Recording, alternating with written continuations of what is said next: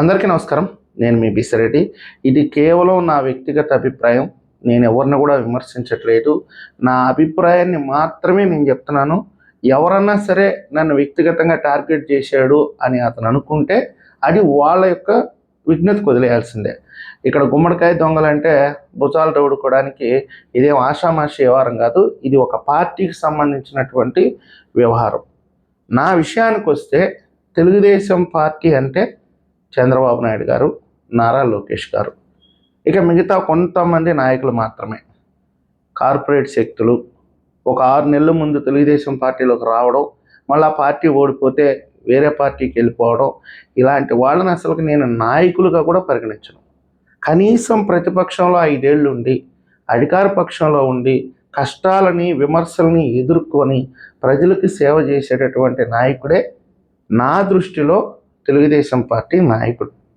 నేను ఎప్పుడు కూడా చంద్రబాబు నాయుడు గారి గురించో లోకేష్ గారి గురించో పార్టీ సిద్ధాంతాల గురించో పార్టీ ప్రజల పట్ల ఏ విధంగా ఉండాలనే విషయాల గురించో లేకపోతే ప్రజలు ఏం మాట్లాడుకుంటున్నారో తెలుగుదేశం పార్టీ గురించి ఆ విషయాలు మాత్రమే మాట్లాడతాను. కానీ ఏ నాయకుడిని జాకీలు పెట్టి లేపటమో లేకపోతే కించపరచడమో ఇలాంటివి నేను చేయను. ఎందుకంటే మంచి అయినా చెడైనా అది చంద్రబాబు నాయుడు గారికే దక్కద్ది. ఆయన వల్లనే ఎక్కడో ఒక మూల ఒక నాయకుడు తప్పు చేశాడంటే దానికి కారణం చంద్రబాబు నాయుడు గారే. ఏదో ఒక మూల ఒక నాయకుడు మంచి చేశాడంటే దానికి కారణం కూడా చంద్రబాబు నాయుడు గారే. మనం ఏదైనా సమస్య ఉంటే చంద్రబాబు నాయుడు గారి దృష్టికి తీసుకెళ్ళాలి, పార్టీ దృష్టికి తీసుకెళ్ళాలి, ఇప్పుడు లోకేష్ గారి దృష్టికి తీసుకెళ్ళాలన్న ఉద్దేశం తప్ప నేను ఏ నాయకుడి గురించి పెద్దగా పట్టించుకోను. ఈ మధ్య కాలంలో ఒక వారం రోజుల నుంచి నేను బయట ఉన్నాను, మీ అందరికీ తెలుసు, చాలా వీడియోస్ కూడా పోస్ట్ చేశాను. అయితే అచ్చెన్నాయుడు గారి గురించి ఘోరాతి ఘోరంగా విమర్శలు చేస్తున్నారు. ఏదో ఒక మాట అన్నాడు ఆయన, ఆడబిడ్డ నిధి గురించి ఆయన అన్నాడో లేకపోతే ఈ సోకాల్డ్ మేధావులు క్రియేట్ చేశారో, నేనైతే ఆయన ప్రెస్ మీట్ అయితే చూడలేదు. కొంతమంది సోషల్ మీడియాలో పోస్టులు మాత్రమే చూశాను. ఆయన ఆడబిడ్డ నిధి ఇస్తే ఈ రాష్ట్రం దివాలా తీయాలనో లేకపోతే రాష్ట్రం అమ్మితే కానీ ఇవ్వలేమనో ఏదో ఒక మాట అన్నాడు అనుకోండి. వెంటనే కొంతమంది ఆయన స్థాయి ఏంటి, ఆయనకు మనం ఇవ్వాల్సిన మర్యాద ఏంటి, వీటిని కూడా పక్కన పెట్టేసి నీచాతి నీచమైనటువంటి పదజాలం, వాడకూడనటువంటి పదజాలం, ఇతన్ని అసలుకి ఎందుకు ఆ మంత్రి పదవిలో ఉంచటం, తీసుకుపోయి ఎక్కడో పడేస్తే పీడ వదిలిపోద్ది కదా అంటే వీళ్ళ విజ్ఞతకే ఆ మాటలు నేను వదిలేస్తున్నాను. ఎందుకంటున్నానంటే అచ్చెన్నాయుడు గారు కష్టాల్లో పార్టీని అంటిపెట్టుకొని ఉన్నాడు. ఆయనకి గత 5 ఏళ్ల క్రితము రాష్ట్ర అధ్యక్ష పదవి అనేది అంత ఈజీగా రాలేదండి. పెద్ద పెద్ద వాళ్ళు పార్టీ అధికారంలో ఉన్నప్పుడు ఎంతో చక్రం తిప్పిన వాళ్ళంతా 2019లో తెలుగుదేశం పార్టీ ఓడిపోతే పత్తా లేకుండా పారిపోయారు. ఏమయ్యా నువ్వు పారిపోయావు, కంటికి కనపడట్లేదు అని అంటే వాళ్ళు చెప్పినటువంటి సమాధానం ఏంటో తెలుసా? లోకేష్ గారికి రాజకీయం రాదు, చంద్రబాబు నాయుడు గారికి వృద్ధాప్యం వచ్చేసింది, జగన్మోహన్ రెడ్డిని ఇంకొక 30 ఏళ్ళు ఎదుర్కొనే సమస్య లేదు, ఏదన్నా జగన్మోహన్ రెడ్డికి ఎదురుగా మనం మాట్లాడితే తెసిపోయి బొక్కలు వేస్తాడు. ఇది చాలామంది చెప్పినటువంటి మాటలు. ఇవి వాస్తవాలు, చాలామంది నాయకులకు కూడా తెలుసు. కానీ అలాంటి క్లిష్టమైనటువంటి పరిస్థితిలో కూడా అచ్చెన్నాయుడు గారు నిలబడ్డారు. ఇంకా కీలకమైనటువంటి ఒక మాట, చంద్రబాబు నాయుడు గారు అసెంబ్లీని బాయ్కాట్ చేస్తే ఆ 2 సంవత్సరాల పాటు అసెంబ్లీని నడిపింది, ప్రతిపక్ష స్థానంలో ఉండి మాట్లాడింది అచ్చెన్నాయుడు గారే. వైఎస్ఆర్సీపీ వాళ్ళు ఆయన్ని ఎంత ట్రోల్ చేశారు, ఎన్ని మాటలు అన్నారు. నిండు అసెంబ్లీలో పట్టుకొని ఆయన ఒక జంతువుతో పోల్చారండి. ఆరోగ్యం బాగలేదు, ఆపరేషన్ చేయించుకొని 2-3 రోజులు అయిందంటే కూడా 400 కిలోమీటర్లు ఆయన జీబులో వేసి గుంటూరుకి తీసుకొచ్చారు అరెస్ట్ చేసి. ఆ తర్వాత 15 రోజులు వైద్యం చేయించుకున్నాడు ఆయన. అలాంటి పరిస్థితుల్లో కూడా ఎక్కడ కూడా వైఎస్ఆర్సీపీతో రాజీకి వెళ్ళలేదు. అలాంటి సందర్భాలు కూడా వచ్చినాయి. రాజీకి వస్తే నిన్ను వదిలేస్తాం, నిన్ను పక్కకి తప్పిస్తేస్తాం అన్న సందర్భాలు, ఒత్తిడులు కూడా అచ్చెన్నాయుడు గారికి వచ్చినా పార్టీ కోసం నిలబడ్డాడు. రాజకీయాల్లో ఆరోపణలు సహజం అండి. సొంత పార్టీ వాళ్ళు కూడా ఆరోపణలు చేస్తారు, అవినీతి చేస్తున్నాడు అంటారు, లేకపోతే కొంతమందిని ఎక్కేసుకొని వస్తున్నాడు అంటారు, కొంతమందిని నాశనం చేస్తున్నాడు అంటారు. ఇవన్నీ సహజం, ఇవన్నీ కూడా రూమర్స్. ఆ బాధితుడు వచ్చి నేరుగా చెప్పేది ఉండదు, ఆ లబ్ధి పొందినోడు నేరుగా వచ్చి చెప్పేది ఉండదు. ఇవి రాజకీయాల్లో సహజం. చంద్రబాబు నాయుడు గారి గురించి నా దగ్గర ఒక 100 మంది చెప్పుంటారు, మంచిగా చెప్పుంటారు, చెడ్డగా చెప్పుంటారు. రాజకీయాల్లో సహజం. ఇక్కడ నేను చెప్పదలుచుకుంది ఏంటంటే, ఘోరాతి ఘోరమైన విషయం ఏంటంటే, అచ్చెన్నాయుడు గారికి మాత్రం అంత కష్టపడి పార్టీ కష్టకాలంలో నిలబడినటువంటి అచ్చెన్నాయుడిని మాత్రం మంత్రి పదవి నుంచి ఊడబెరికి మూల కూర్చోబెట్టాలంట. ఈయన వల్లే పార్టీకి నష్టం జరుగుతుందంట. గతంలో కూడా పార్టీ లేదు, బొక్క లేదు అనేది అన్నాడంట. మళ్ళీ ఇతను నోరుకు అడ్డు అదుపు లేదు, ఈయన్ని పక్కన పెట్టేసేయాలి.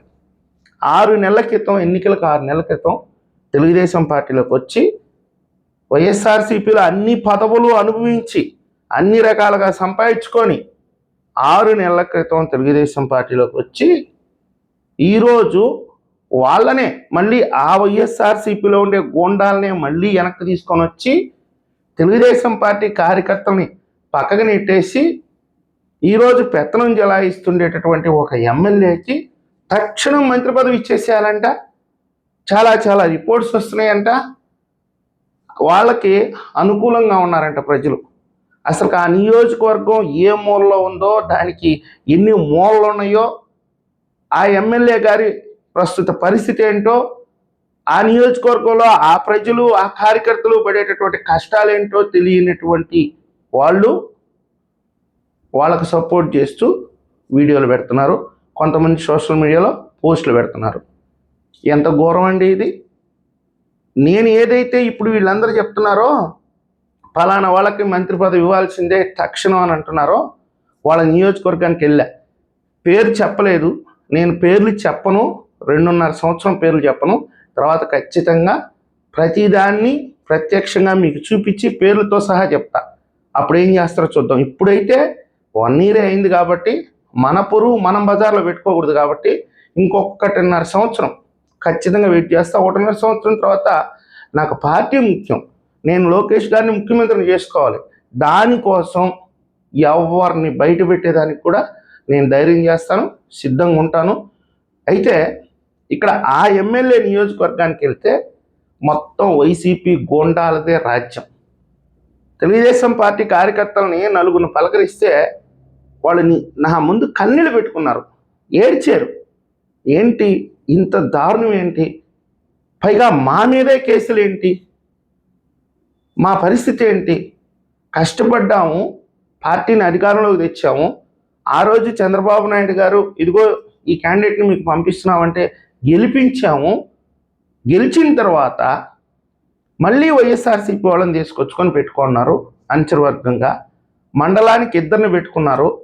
దానికి కారణం ఏంటి అని ప్రశ్నిస్తే, ఇప్పుడు మీకు కానీ కాంట్రాక్టులు ఇస్తే, అంటే తెలుగుదేశం పార్టీ కార్యకర్తలకు కాంట్రాక్టులు ఇస్తే మీరు నాకు కమిషన్ ఇవ్వరు, మా పార్టీ నుంచి వచ్చిన నిధులు మా నాయకుడు తెచ్చినటువంటి కాంట్రాక్టులు అంటారు. అదే కనుక వైఎస్ఆర్సీపీ నుంచి తెచ్చుకున్న వాళ్ళకి కానీ నేను కాంట్రాక్టులు ఇస్తే వాళ్ళు కమిషన్లు ఇస్తారు. ఇది ఆ ఎమ్మెల్యే గారు అక్కడ వాళ్ళకి చెప్తున్నటువంటి సమాధానం.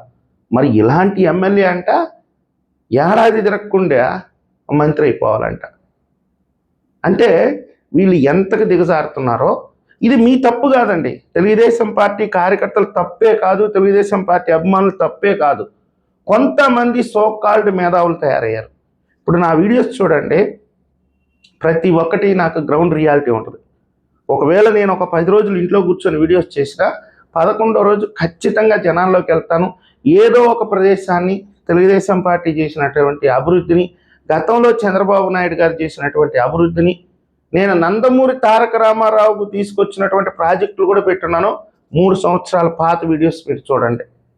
ఇంత వాస్తవిక దృక్పథంతో మీకు చూపించాలి, ప్రతి అంశాన్ని మీకు చూపించి మాట్లాడాలి అని నేను చేసే ప్రయత్నం విఫల ప్రయత్నం. నన్ను ఎవరు సపోర్ట్ చేయరు.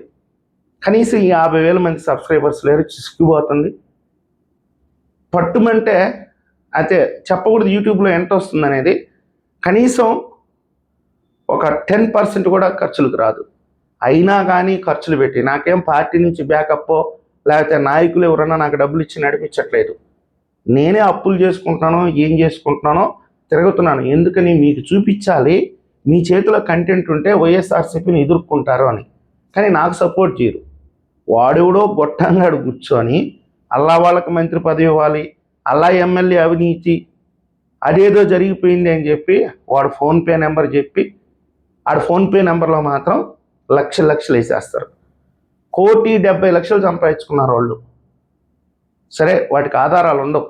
నాకు కూడా చాలామంది నా మిత్రులు, నా తెలుగుదేశం పార్టీ నా అన్నదమ్ములు నాకు ఫేస్బుక్లో మెసేజ్ పెడతారు, కింద కామెంట్లు పెడతారు. నీకు ఏదైనా ఖర్చులకు కావాలంటే నాకు చెప్పు, నీకు ఏదైనా అవసరమైతే చెప్పు. ఒక సోదరుడైతే యూఎస్ఏలో ఉంటాడు, వారానికి ఒకసారి నాకు ఫేస్బుక్లో మెసేజ్ పెడతాడు, నీకు ఏదైనా ఇబ్బంది ఉంటే చెప్పు తమ్ముడు, నువ్వు చాలా కష్టపడుతున్నావు, కనీసం మేము ఇక్కడ అమెరికాలో ఉన్నాం, ఆంధ్రాలో ఏం జరుగుతుందో నువ్వన్నా చూపిస్తున్నావు, మాకు చాలా సంతోషంగా ఉంది, నీకు ఎంతో కొంత సహాయం చేస్తామంటే నా ప్రాణం పోయినా నేను ఆ పని చేయను. ఎందుకంటే మీరు కూడా నా సోదరు లాంటి వాళ్ళే. మీరు సంపాదించిన ప్రతి రూపాయి మీ బిడ్డలకో మీ తల్లిదండ్రులకో దక్కాలి, కానీ నాకు కాదు కావాల్సింది. నా కష్టం మీద నేను పడతా. ఇప్పుడు వాస్తవ పరిస్థితి చెప్తాను. కరుడుగట్టిన తెలుగుదేశం పార్టీ అచ్చెన్నాయుడు గారినేమో ఆయన రాజకీయాలకు పనికిరాడు, 6 నెలల ముందు తెలుగుదేశం పార్టీకి వచ్చిన వాళ్ళేమో వీళ్ళకి మంత్రి పదవి ఇచ్చేసేయాల. ఇది వాస్తవిక పరిస్థితి.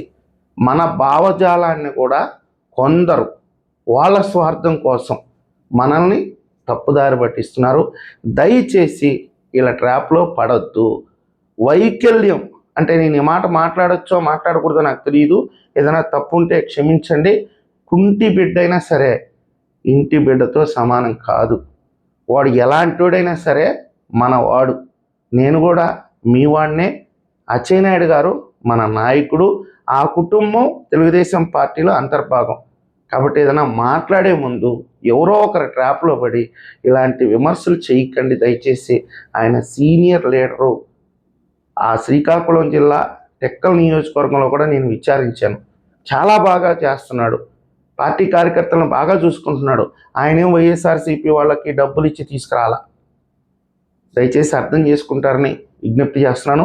నేను శ్రీకాకుళం జిల్లాకి వెళ్తాను, టెక్కల్ నియోజకవర్గంకి వెళ్తాను, విజయనగరంకి వెళ్తాను, విశాఖపట్నంకి వెళ్తాను. కాకపోతే ఇప్పుడు చేసిన అప్పులు తీరి మళ్ళా కొంత డబ్బు పోగు చేసుకొని మళ్ళీ మీకు అన్నీ చూపించేయడానికి ప్రయత్నిస్తాను.